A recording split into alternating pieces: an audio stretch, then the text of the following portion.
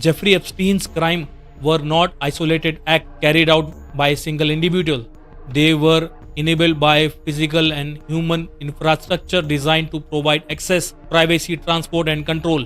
Epstein owned and controlled multiple properties across the United States and the Caribbean, including a Manhattan townhouse, a Palm Beach mansion, a ranch in New Mexico known as Zorro Ranch, and a private Caribbean island called Little St. James. Each location served a specific operational purpose within its network. The Manhattan townhouse functioned as a hub for elite guests and social legitimacy, while the Palm Beach mansion became a primary site where underage girls were recruited, groomed, and abused, according to court records and victim testimony. The New Mexico ranch provided geographic isolation, reducing oversight and limiting escape or outside contact. Little St. James Island represented the highest level of control, as it was physically isolated, privately owned, and outside direct US mainland law enforcement reach. Access to the island was restricted through private boats and aircraft, allowing Epstein to control who arrived, who left, and when. To support this system, Epstein relied heavily on private transportation, including multiple private jets, later referred to in court documents and media as the Lolita Express. These jets were used to transport Epstein associates, staff, and underage girls between properties and international locations. Flight logs from Epstein aircraft show repeated travel involving known associates and victims, indicating that this transport was routine and organized rather than incidental. Pilots maintained records, followed instructions, and flew predetermined routes, making them functional participants in the logistic chain. Though not all were charged with crimes, the operation also depended on human logistics, particularly recruiters and facilitators. Several victims testified that they were initially recruited by other girls or young women who had already been abused by Epstein and were then pressured or incentivized to bring in additional victims.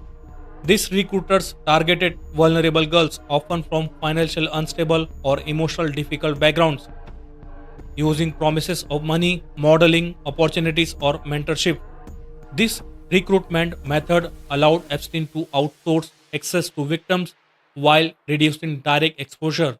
Ghislaine Maxwell, a woman who played a central coordinating role in this infrastructure, according to court findings and witness testimony. She acted as a manager, recruiter, and gatekeeper, introducing girls, normalizing abuse, and supervising Epstein's residence and social environment. Domestic staff, assistants, security personnel, and maintenance workers were present at Epstein properties and observed unusual pattern of behavior, including frequent visit by underage girls and strict rules around access and privacy. Despite this, most staff remained silent, either due to fear, financial dependence, or non-disclosure agreements.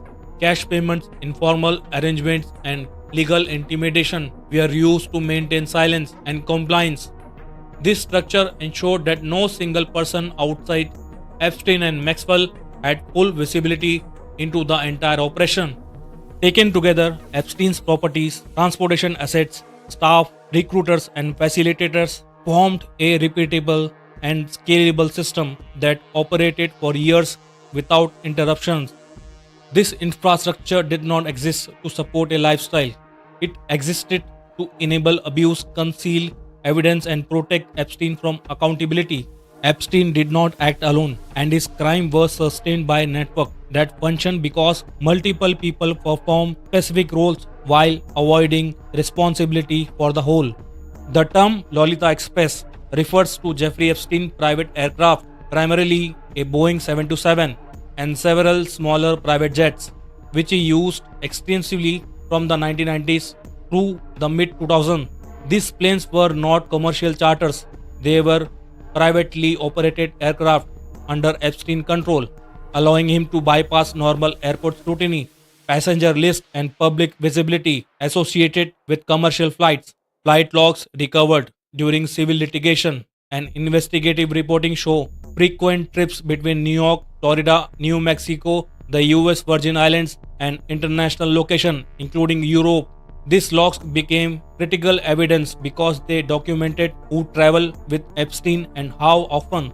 According to court records and sworn testimony, Epstein used these planes to transport associates, staff, and underage girls between his properties. Several victims stated that they were flown on this aircraft while still minors, often without parental knowledge or consent.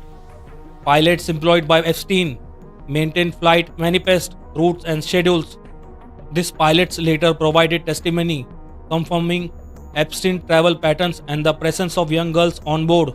Though not all pilots were accused of criminal conduct, the nickname Lolita Express was not a marketing term used by Epstein himself, but a label later adopted by the media and reference in court discussion, drawing from Vladimir Nabokov's novel Lolita. Due to the repeated presence of underage girls on the flight as alleged by victims, flight logs show repeated travel involving high-profile individuals, including politicians, businessmen, academics, and royalty. It is important to state that appearing on a flight log does not by itself prove criminal activity, and several names individuals have denied knowledge of or involvement in Epstein crimes. However, the frequency of flights, lack of oversight, and repeated transport of minors described by victims indicate that the aircraft were not incidental travel tools but part of a structured system. Former victims testified that flights were often short notice, highly controlled, and accompanied by instruction about behavior, silence, and compliance. Some describe being told where to sit, who to speak to, and what not to say. The use of private aircraft eliminated many safeguards present in commercial aviation, including passengers, identification checks, mandatory reporting, and third party observation, significantly reducing the risk of detection. The planes also enabled rapid movement between jurisdictions, complicating law enforcement oversight and allowing Epstein to exploit legal gray zones between states and countries. Following Epstein's arrest and death, the aircraft were seized and later sold as part of asset liquidation. The flight logs remain one of the most important documentary records in understanding how Epstein network functioned operationally. The Lolita Express was not just transportation, it was a mobile extension of Epstein's control system designed to move people discreetly, limit accountability, and maintain secrecy. Jeffrey Epstein operation could not have functioned without a large number of employees and service providers who enabled his lifestyle, logistic, and secrecy, either actively or through sustained silence. Epstein employed domestic staff across his properties, including housekeepers, assistants, drivers, maintenance workers, security personnel, and personal aides, many of whom were present daily and observed repeated patterns involving underage girls entering and leaving his residence. Former employees later stated that young girls frequently arrived alone, were escorted to private areas, and left after short visits, often receiving cash payments, which created an environment that raised concern but was rarely challenged internally. Pilots played a critical logistical role by operating Epstein private aircraft over many years, flying consistent routes between New York, Florida, New Mexico, the US Virgin Islands, and international destinations, and maintaining detailed flight logs that later became key evidence.